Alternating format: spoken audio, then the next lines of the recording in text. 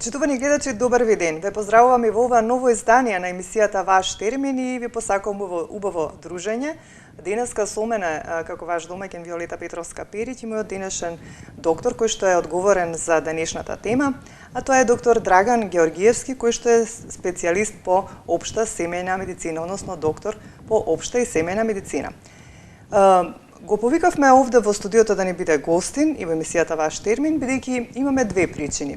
Првата причина е заради тоа што на Светскиот ден на здравјето беше одбележано и потенцирано, односно посветено токму на депресијата како појава кај населението, односно зголемена појава на депресија кај населението, а втората причина е тоа што многу скоро беше тоа, значи на 19 мај, на Светскиот ден на семејните и општи лекари. Годинава се одбележа под мотото депресија, ајде да зборуваме. Исто така посветено на депресијата. Тоа исто така ни доаѓа од Сдруженијето на лекари по општа и семејна медицина.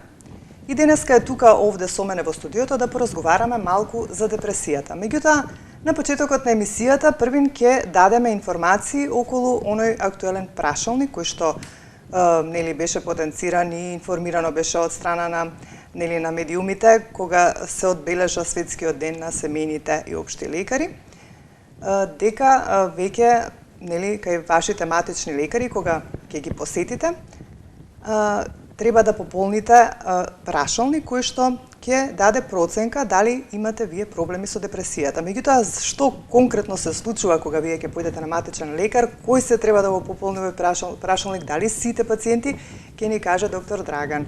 Еве, конечно да ве поздравам, да ви посакам добре дојде за прв пат во телевизија Сонце и во Ваш термин. Добар ден, благодарам на поканата, се надевам на добра и успешна емисија. Така. Јас кажав причината за која што си денес овде со нас, исто така и како доктор, меѓутоа и како представник на Сдруженијето на лекари по општа и семејна медицина. Кажав дека го одбележавте вашиот ден и го посветивте на депресијата под мотото депресија, ајде да зборуваме. Го промовиравте и прашалникот.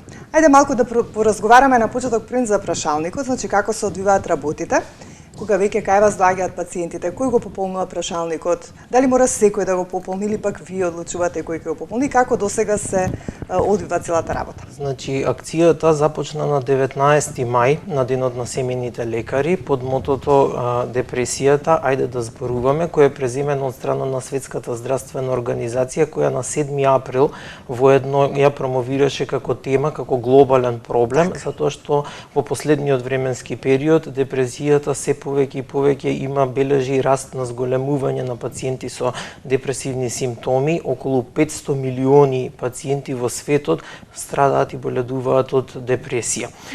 Прашалникот се пополнува интензивно од 19 мај, значи од денот на семејниот лекар, еве веќе во континуитет 2 недели. Тој ден скоро сите пациенти има интерес да го пополнат прашалникот. Прашалникот се состои од 9 прашања на кои што пациентот одговара и на некој начин се остварува само проценка колкав и во кој степен е изразена депресијата.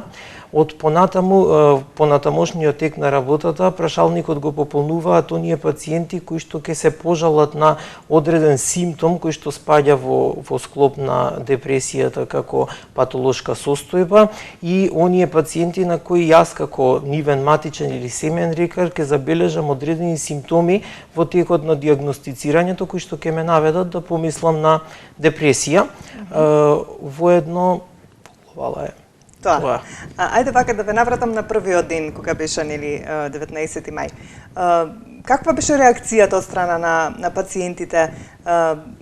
Сметаат ли дека е добро ова што се воведува еден ваков прашалник за депресија, се со цел да се дијагностицира навреме ако има веќе некој проблем со ова заболување или како да наречам нарушување на психичката состојба кај едно лице? Во првиот момент пациентите беа искрено малку изненадени, пошто поретко се случува вклучување на вакви прашалници. Сме имале прашалници од други болести, но конкретно за депресијата, но искрено најден на позитивен одговор кај пациентите и можам да кажам дека веќе се детектирани со прашалникот и пополнувањето пациенти кои што претходно предходно не се изјасниле за одреден симптом, не кажале дека имаат одреден проблем кој би можел да насочи на депресија, токму преку прашалникот било откриено дека боледуваат од депресијата, затоа што во Македонија воедно, па и во останатите земји во окружението, многу помалку пациентите сакаат да разговараат за своите психички тегоби, многу повеќе се посветуваат на органските симптоми него на самите психички симптоми, затоа што сметаат дека со самото откривање на одреден психолошки проблем може да бидат обележани од страна на средината во која живеат, како и на професионално ниво. Зошто претпоставам дека одлуката да се одбележува и да се фокусира, нели, и одбележувањето на светскиот ден на здравјето и вашиот светски ден на семејните општи лекари причината е тоа што, нели, е зголемен бројот на луѓе кои што страдаат од депресија. Сметате ли дека и оние кои што страдаат од психички исто нарушувања, дека повеќе и физички ќе заболат? Значи, во одредени ситуации, обично пациентите кога доаѓаат во нашите амбуланти, најчесто се жалат на одреден органски симптом, кој што, како што се главоболките или некоја малаксаност, некои болки во вратот, во грбот, и се исклучуваат одредени симптоми, но со константните посети на одредени пациенти забележуваме дека всушност не е во прашање органскиот симптом, него во прашање станува збор некое психичко заболување и тогаш треба да се рано интервенира, значи да се превенира, рано да се открие, диагностицира одредено заболување и да се препрати на понатамошни исследувања. Добро, но велите дека го давате прашалникот само на оние луѓе кои што вие сметате дека треба да им се даде прашалникот. Со оглед на тоа дека кажавте дека и многу малку од луѓето зборуваат за својата психичка состојба, нели би било добро секој да го пополнува прашалникот, па нели, со оглед на тоа, ако веќе не сака да каже, можеби со пополнување на прашалникот ќе некако ќе се обиде да се отвори и да си ги искаже своите проблеми. Воедно имаме периоди од деновите кога имаме многу голема, да речам, фреквенција на пациенти во ординациите и во тој период повеќе гледаме пациентите, значи да видиме, значи дали манифестираат одредени симптоми, дали ќе се пожалат на некои повторувачки симптоми кои што претходно се исклучени органско заболување, но во периодот кога има помала фреквенција на пациенти, реално јас во мојата ординација го давам прашалникот на секој пациент, затоа што на тој начин се детектира поголема бројка на пациенти кои се заболени од депресијата, затоа што веќе во последните 5 години повеќе од 40% од пациентите кои доаѓаат на лекар страдаат од депресија без тоа да го знаат, непрепознаено е кај нив или ги прикриваат симптомите. Така. Добро. Според ова што го кажувате досега, јас сметам дека било добро, нели, секој да си го пополнува прашалник кога би имало доволно време, во секој случај и за доброто на вас како нели матични лекари, за да знаете што понатаму, а и нели за самиот пациент. Ајде тука од режија ќе го побарам прилогот подготвен за депресија, да го слушнеме, а потоа ќе се вратиме повторно во студиото пак да разговараме конкретно за депресијата. Секако знаете, ние сме отворена контактна емисија, па доколку имате некои прашања, можеби и некои коментари еве за воведувањето на прашалникот, можете слободно да ни се јавите, да искомуницирате со нас. Доктор Драган е тука денес и да ви посочи, да ви одговори на вашите проблеми со здравјето и на вашите прашања. Секој петти човек има симптоми на депресија. Ова го покажува светската статистика која според психијатрите важи и за Македонија. Според евиденцијата, оваа болест во нашата земја е позастапена кај женската популација. Намален апетит, проблеми со спиењето, главоболки, незаинтересираност и непочитување на самиот себе си се само дел од симптомите утврдени кај овие лица.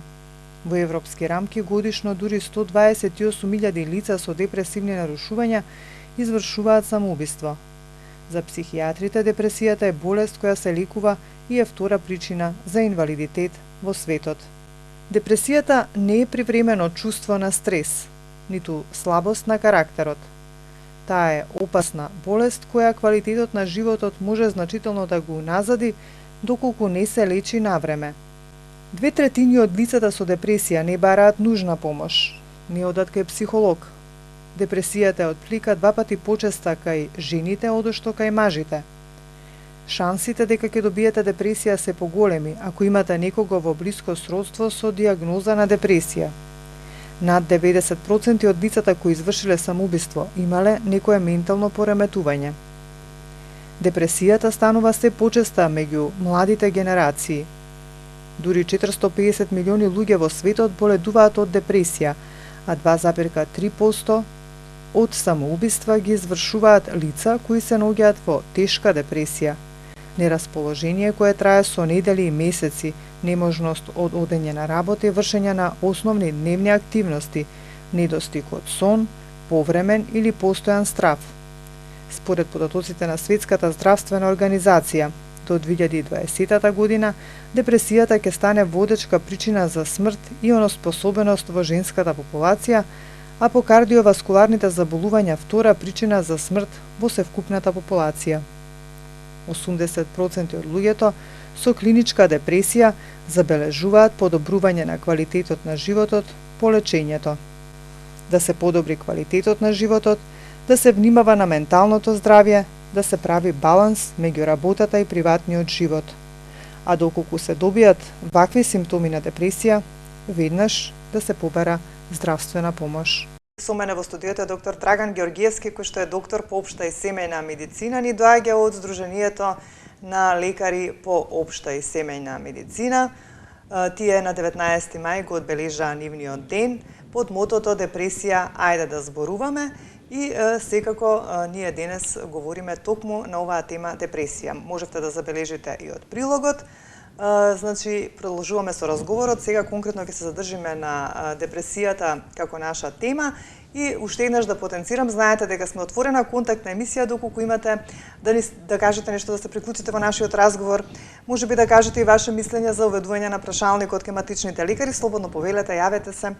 Ние ќе ви се приклучиме и ние ќе разговараме, а ако имате и некои прашања, секако доктор Драган е тука да ви одговори. Доктор Драган, на почеток, бидејќи го слушав прилогот, дали до 2020 година вистина би можел да биде толку голем проблем, би можела да биде депресијата? Да, дефинитивно. Значи, веќе почнува од година во година се поголем и поголем број на пациенти да страдат и да заболуваат од депресија, да манифестираат одредени симптоми, особено што и стресниот начин на живеењето или одредени стресни состојби уште повеќе ја зголемуваат скалата за заболување од депресија. Така. Ајде да почнеме сега ред по ред да објасниме нешто повеќе за депресијата, значи да кажеме што е депресија и каква психичка состојба е тоа. Депресијата представува патолошка состојба на нарушување на психолошкото, на социјалното и на професионалното функционирање на личноста и се манифестира со еден пат на расположението. Се манифестира со променливи размислувања, суицидални мисли, една тага, безволие, една незаинтересираност кон средината и случувањата на самата личност. При тоа овие симптоми треба да трајат околу 2 и повеќе недели за да може да се дефинира депресијата. Многу често во нашиот народ има погрешно верување дека ако некој раскине некоја врска, па 2-3 дена се чувствува малку потажен, па после се поврати повторно на нормалното функционирање на животот, тоа не е депресија, тоа е моментален стресоген елемент кој што предизвикал до нарушување на таа рамнотежа во неговиот живот. Да, меѓутоа колку секојдневниот стрес може да придонесе до појава на депресија? Може ли секојдневниот стрес што ние не можеме никако да го избегнеме колку да се обидуваме, нели се обидуваме ние, колку можеме да го избегнеме, меѓутоа таков е начинот на живот, брз, стресен, може ли да доведе? Или тие други причинители се некои кои што треба да бидат додатни за да настане депресија? Секојдневниот стрес може да доведе ако е континуирано во подолг временски период под поголеми стресни состојби, но најчесто поголеми стресни состојби како што се загуба на блиска особа, тешки сообраќајни несреќи, одредени конфликти во семејството, нарушени односи меѓу една и друга особа, почесто доведуваат до стрес. Воедно при таа состојба доаѓа до ослободување на хормони кои што го блокираат дејството на на хормоните за нормално функционирање и ако е погоден центарот за всушност за расположение, тогаш доаѓа до драстичен пат на расположението кај особата. Добро, секој од нас понекогаш имал некои моменти и еве кои што вие ги кажавте, кои што би можеле на некој начин да ни предизвикаат вакви состојби. Дали треба веднаш кога ќе имаме некоја ваква состојба или некој ваков период, еве да кажеме месец-два, треба веднаш да се реагира, да не се чека или пак треба некако личноста сама да се избори со тој период, да го надмине сето тоа, како да постапат? Подобро е за самите пациенти што порано да се јават пред секај своите семејни лекари. И кога имаат некој таков тежок период? Да, и кога имаат тежок период, особено оние карактери кои што се полабилни, кои што потешко може да се соочат со одредена состојба која што во моментот се случува во животот и кога осеќаат дека полека ја губат енергијата, дека стануваат безволни, дека не се заинтересирани за излегување, за одредени активности кои што нормално ги функционирале, треба да не се плашат пациентите, треба да се отворат и да разговараат со својот семеен лекар. Семејниот лекар е всушност оној кој што го има првиот контакт со пациентите и тој треба да ги насочи понатаму пациентите дали тука ќе се употребат некои природни препарати, дали ќе се води повеќе разговор или пак ќе се процени за понатамошно исследување на психотерапија. Така. Ајде да ги посочиме и симптомите. Нешто беше споменато во прилогот, кажавме нешто, меѓутоа вака конкретно сите симптоми би сакала да ги доставиме до нашите гледачи, за да не испуштиме нешта. Секој ако се пронајде во некој од симптомите да знае дека станува збор за депресија. Најчесто пациентите со депресија стануваат незаинтересирани за самите себе и за случувањето околу нив, почнуваат да излегуваат од секојдневните активности, кај нив се развива еден емоционален пат, се појавува една тага, без волија за извршување на секојдневни активности, се појавува неможност за одржување на лична хигиена. Многу често пациентите со депресија се жалат и на намалување на концентрација, на нарушување на спиењето, кој исто е еден од битните фактори, доаѓа до губиток на апетитот кај самите пациенти, со тоа е намалување на тежината, поизразено е спиење во денските периоди, отколку во ноќниот период кога нормално функционирање на организмот е за сонот, почнува до пати на емоционалниот живот, не ги извршуваат своите секојдневни активности, се губи апетитот. Се некои од позначајните симптоми за.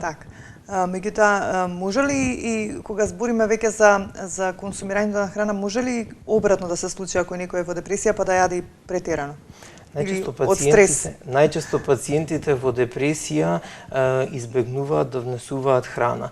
Ја запуштуваат и својата лична хигиена, не одржуваат лична хигиена, не внимаваат на својот физички изглед, значи доаѓа до еден комплетен пат на сите своји активности кои претходно ги одржувале. Чекај, сега малку ќе се префрлам тука на прашалникот.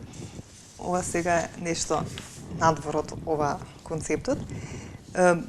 Само така, бидејќи кажавте многу работи или во крајност, сега овде кога ќе се пополни овој прашалник, ќе се навратиме на првиот дел од разговорот, меѓутоа мислам дека е добро да се потенцира. Има 4 диагнози, така речено. Има скор со блага депресивна епизода, умерена тешка епизода, тешка депресивна епизода и висока веројатност на субсиндромален облик на депресија. Предпоставам дека ова што го кажавте сега, овие сите симптоми е за последното. Потешко вид на депресија. Меѓутоа, како да ги пронајдеме овие другиве? Лесната депресија, обично лесната и умерена... Ајде вака ред по ред. Што би било како симптоми во блага депресивна епизода или По симптомите на блага депресивна епизода обично најчесто има благо нарушување во функционирањето, промени во расположението. Пред се особите стануваат можда поагресивни, бурно реагираат на одреден настан, почесто им се појавува некоја таѓа, дури и при помал симптом. Тие сепак функционираат, но имаат одредени симптоми кои што варираат од нормалното функционирање безпрекорно. Не е така. безпрекорно. Умерено тешка епизода? Умерено тешката и тешката потешко е да се направи една граница, бидејќи меѓу тие затоа и тука само проценка на прашалникот и врз основа на бодовите на прашалникот се прави една проценка меѓу умерено тешката и тешката. Значи во секој случај со тоа што морам да нагласам, во тешката депресија веќе доаѓа и до психотични симптоми. Тоа се визуелните и аудитивните халуцинации, една дезориентираност на личноста, една конфузност, така да кај неа веќе имаме тешка симптоматологија, а додека немаме халуцинации, немаме психогени, тогаш веќе е умерено тешката. Меѓутоа за ова првата, ај така речено, бидејќи горе-доле секогаш на нас не се десило нели некој период па некако да бидеме безволни, да бидеме мрзеливи, па и да не можеме да заспиеме. Дали во овој стадиум е добро да се реагира, со тоа што ако се реагира нели навреме пак нема да дојде во овие потешкиве?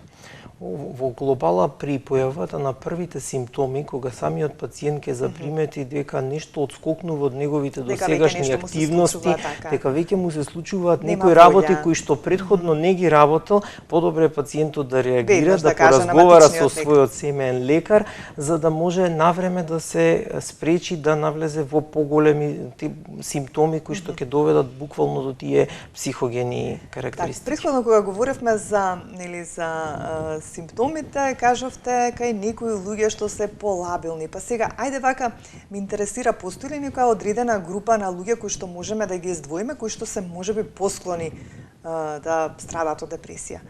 Има ли таква група на луѓе, например, можеби поемотивни или пак почувствителни? Има ли некоја група која што може да се издвои? Дефинитивно може да се издвои, особено поемотивните особи кои потешко се соочуваат со одреден проблем кој се појавува, например, во таа ситуација може да биде развод од брак, долгогодишно немање на работа, луѓето кои што спаѓаат во пониските социоекономски статуси почесто запаѓаат во депресија поради немањето на одредени финансиски средства.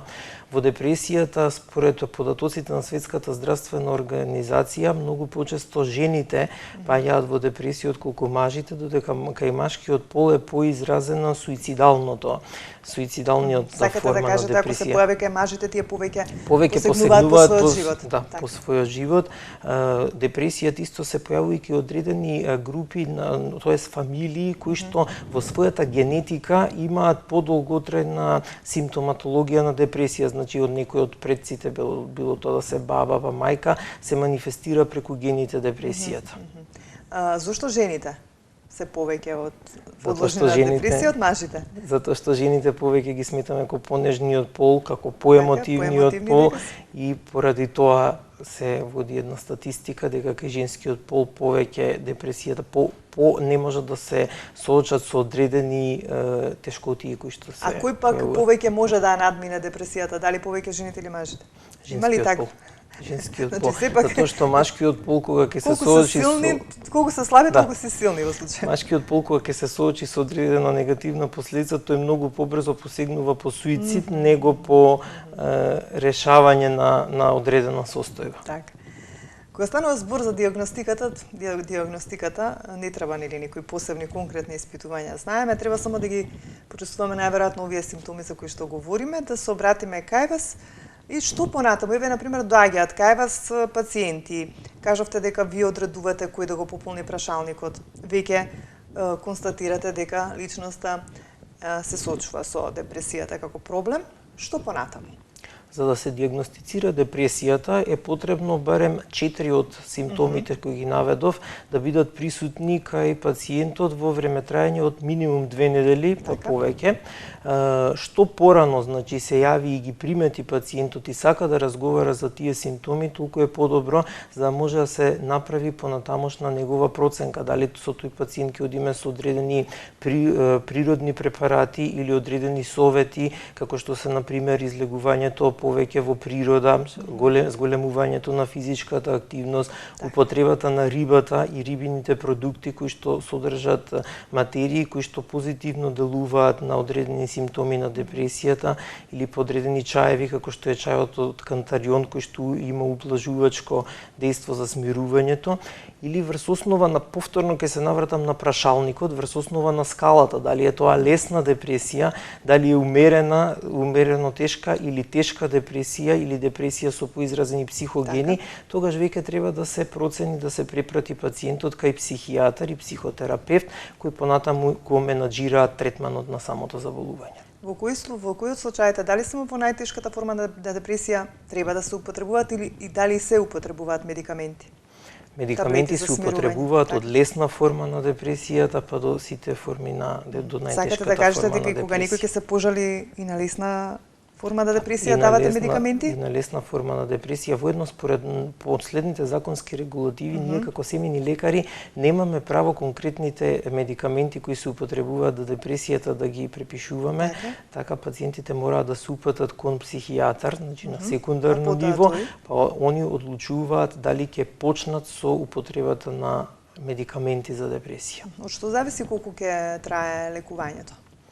Лекувањето пред се зависи дали пациентот ќе почне полека, постепено, пошто и самото воведување на лекувањето на антидепресивните лекови има доза на воведување и доза на исклучување, во зависност како ќе се манифестира, дали ќе се губат симптомите кај пациентот, дали ќе се подигне расположението кај самиот пациент, неговата заинтересираност, од тоа зависи лекувањето, вообичаено и по завршувањето на самите симптоми на депресијата, 6 месеци после завршувањето се одредува одредена доза на одржување на организмот под лекови, тоа е конкретно под медикаментите како што се антидепресивите, додека кај тешката и кај умерено тешката форма на депресијата, во зависност од самиот и карактер и одговорот према антидепресивите на самиот пациент, долги години се употребува антидепресивната терапија. Тука повеќе психотерапевтите и психијатрите проценуваат. Дали секој човек кој што се соочува со, без разлика дали станува збор за лесна, тешка форма и така натаму, мора да посетува психолог. Кажавме и вие напоменавте на почетокот дека кај нас луѓето многу малку зборуваат за својата психичка состојба, некако како што напоменавте, како да се плашат, да кажат, како да се срамат, да признаат дека чувствуваат некои вакви симптоми и повеќе нели се обрнуваат внимание на она што го кажавте, имам главоболки и така натаму, па си ги кажуваат само физичките симптоми.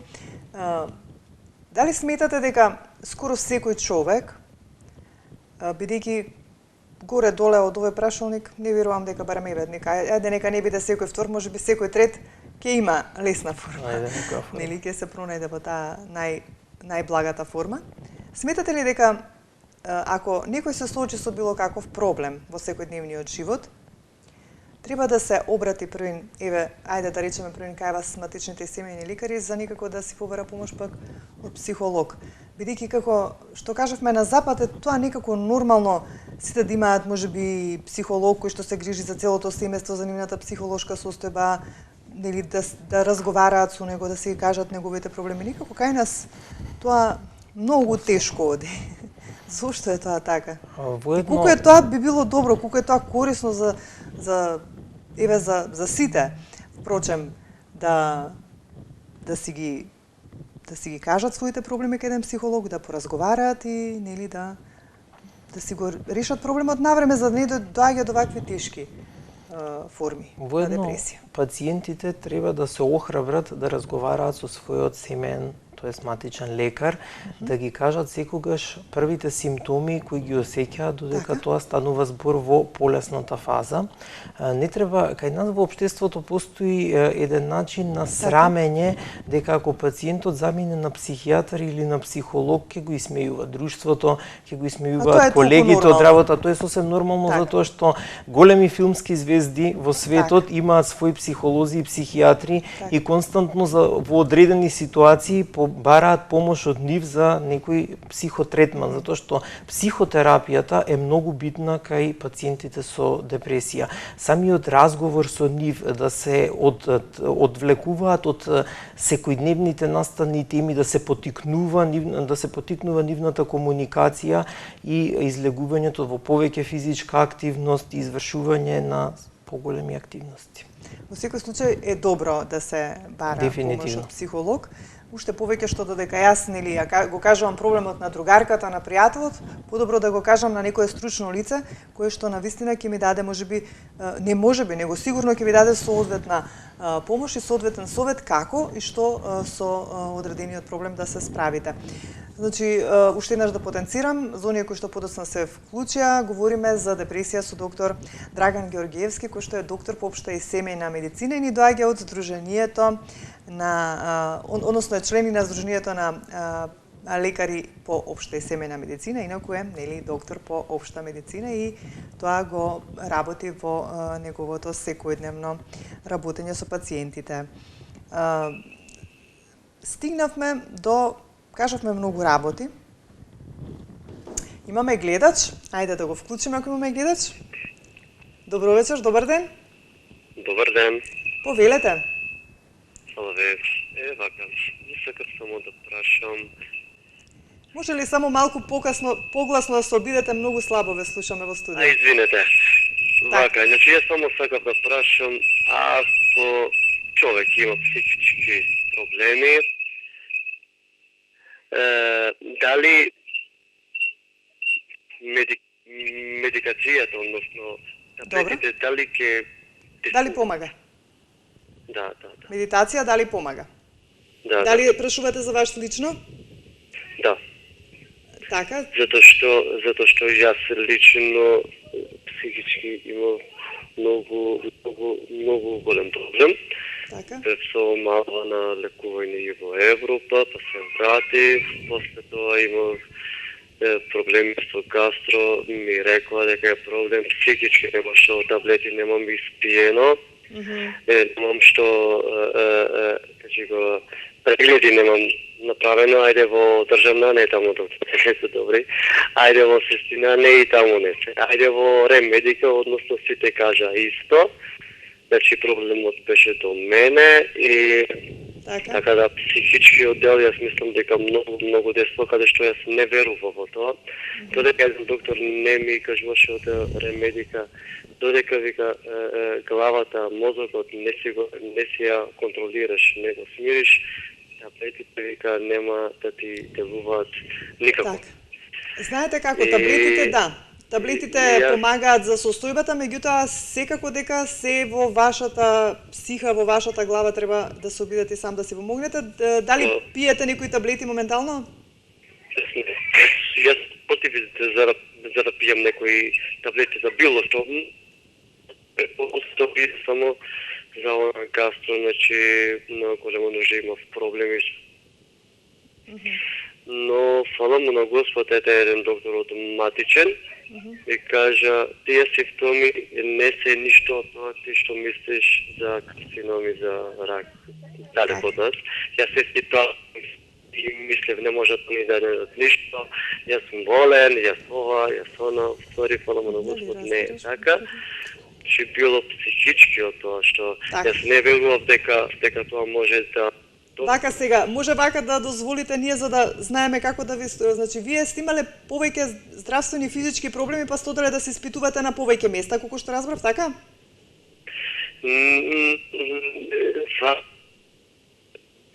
Сте правеле некои други испитувања, освен во однос на тоа, во однос на психичката состојба, колку што сватив?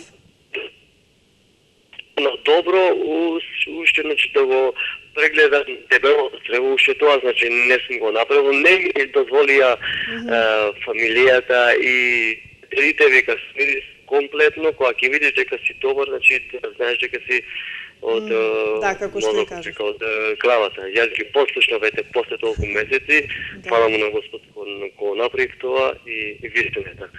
Добро. Вистина е така, но дел од тоа дека мислам, јас значи како што мислам, значи да не излажам, дека таблетите нема да помогат. Они само фигуваат и можеш да заспиеш и толку.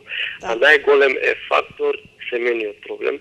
Значи, семејството, ако може да ти помогне, максимум само тука можеш да добиваш на 100%. Добро. Да, лекарите лекарите за да ти кажуваат по стручно како што е, но самиот пациент, ако не го прими тој совет како јас, пошто јас сум како најпаметен, дека никој не може мене да ме разбере, а јас сите ги разберам, тоа е најголемиот проблем. Добро.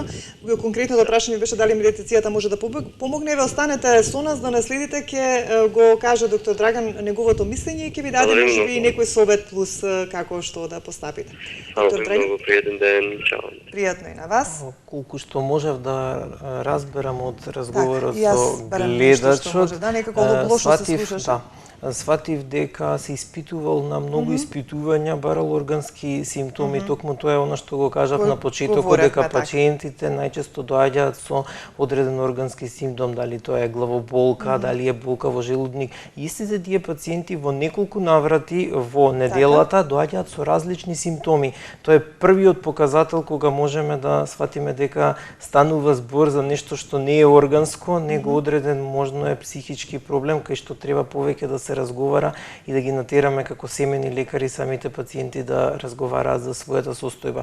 Точно е тоа што го кажа гледачот, дека е многу битна поддршката од страна на семејството, пошто некогаш семејството не може да свати со што се соочува некој негов член. Треба навистина добро да го разбере, бидејќи навистина тоа е една состојба која што го измачува пред се оној кој што се соочува со депресија. Медикаментите, постои едно лошо верување кај нашиот народ дека тој вели дека медикаментите ве тврди, предпоставам дека ги консумирале, вели нели моментално делуваат, меѓутоа не може да го решат трајно. Точно може ли така да го дефинираме тоа? Може ли некако самиот човек да некако да се труди да го надминува проблем без консумирање на таблети? Дефинитивно и самиот човек и самиот пациент треба да се трудат да го надминат со одредена активност која што ќе ги... И да спомна медитација.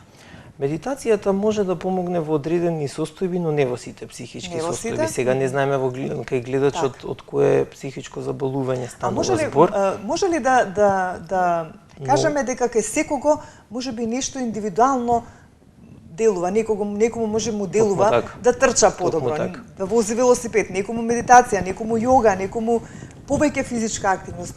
Може ли некако самиот човек да си открие што би му него делувало позитивно? Еве може да проба нашиот гледач што се јави медитација и да види каков ќе биде ефектот после тоа, дали тој навистина позитивно ќе се чувствува, дали ќе почне да се смирува, дали ќе почне да размислува позитивно и да се справи со депресијата на тој начин.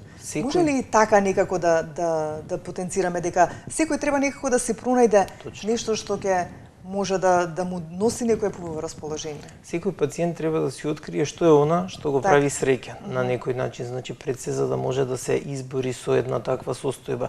Некој возењето велосипед комплетно го релаксира и опушта, други читањето книги, трети гледањето телевизија или одредени филмови, разговор со пријателите, значи комуникацијата е најбитна за овие пациенти, значи самото семејство треба да разговара со членот на фамилијата кој што има симптоми, било на депресија или на некое друго психолошко заболување, затоа што самата комуникација е многу битна во едно психијатрите преку психотерапијата организираат и одредени групи каде што пациенти од заболување од депресија меѓу себе разговараат и разменуваат искуства. Значи се потикнува на некој начин дружењето, се потикнува комуникацијата и повторно ќе наведам физичката активност. Значи што повеќе излегување на сонце, прошетки по природа или занимавање со некој спорт, членување во некое здружение, значи секој треба да си пронајде одредена да го пополни тој простор, тоа време кое што не размислува за тажните настани, а воедно мора да ја употребува медикаментозната терапија, во овој конкретен случај за депресијата, антидепресивите. Тие може да го потикнат расположението кај самиот пациент, но ако пациентот одлучи цел ден да остане во кревет, тука веќе ни психијатрите со психотретманот, ни ние како семени лекари не можеме да, значи повторно до самиот пациент колку ќе сака да. Така, сега тука ќе спомнам уште еден момент, би сакала малку ќе навлеземе во некоја друга тема, можеби меѓутоа би сакала да го кажеме како пример колку тоа би имало пак улога во појавата на депресијата. Знаеме дека анксиозноста е исто така една состојба која што е малку непријатна и секој оној кој што ја почувствувал знае дека е многу непријатна и многу лоша состојба. Колку анксиозните луѓе може да добијат депресија? Анксиозните луѓе може да добијат депресија затоа што во одредени периоди од самата депресија кај одредени пациенти може да се појави зголемена анксиозност и токму во таква ситуација покрај антидепресивите се вклучуваат и седативи, лекови кои што ќе предизвикаат смирување значи на таа анксиозност или вознемиреност. Так. Дали значи дека оние луѓе кои што имаат страф од повеќе работи, например страф од болести, страф од војни, страф од сиромаштија, страф од повеќе работи, дали може да се каже дека тие луѓе се анксиозни? Ако само чувствуваат некои стравови за себе и за својот живот. Може да се дефинира дека тие луѓе се анксиозни, но тие имаат одредено друго психолошко нарушување, во овој случај тоа е фобијата, значи има страф од извршување, например на одредена активност, страф од лабочина, страф од висина.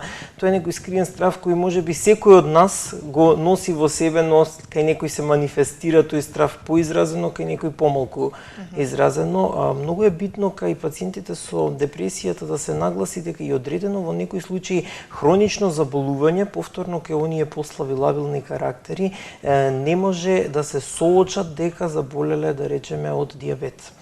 И во таа ситуација не може да прифатат дека треба да конзумираат лекови за тоа свое заболување, дека треба да ги слушаат семејните доктори, да ги слушаат советите за здрав живот и начин на исхрана. И тука веќе доаѓа зашто се поставуваат прашања зашто јас, мораше ли ова заболување да се случи кај мене, тоа се веќе првите симптоми на депресијата. Сметате ли дека е голема улогата на матичните и семејните лекари во навремено детектирање на депресијата? Колку вие посветувате внимание на вашите пациенти, еве и пред да се воведе овој прашалник? Значи, посветувавте ли доволно време на сите пациенти кога имате, нели реално, кога нема некои навалици на грип и некои вирусни состојби, да вие преку оној кус разговор што ќе го водите со вашиот пациент, без разлика за што и да дошол кај вас, претпоставам дека имате и некоја улога на психолог, веќе штом сте доктор, мора да имате од се по нешто, нели? Успевате ли да откриете кој би можел да биде потенцијален понатаму што би можел да страда од депресија? Може да препознаеме пациент врз основа на одредени симптоми кои ќе ги посочи пациентот, но ние како лекари, семејни лекари, конкретно си ги познаваме нашите пациенти, значи знаеме за какви карактери на пациенти станува збор, познаваме и поширок круг на нивното семејство, без разлика дали тоа се потесниот круг на фамилијата или нивните пријатели. Врз основа со самата комуникација, самиот говор на телото е многу битен, што лекарот како семеен доктор треба да го заприметува кај пациентот, пошто и тука се одаваат некои скриени симптоми. Се обидувам колку можам повеќе да разговарам со моите пациенти, без разлика дали станува збор за органски или за психички проблем. Во некои ситуации успевам многу успешно, повторно зависи од отвореноста на самиот пациент, од пристапот, од времето во ординацијата која може да се посвети, што некогаш е многу скусено поради огромен обрт на пациенти во текот на работата.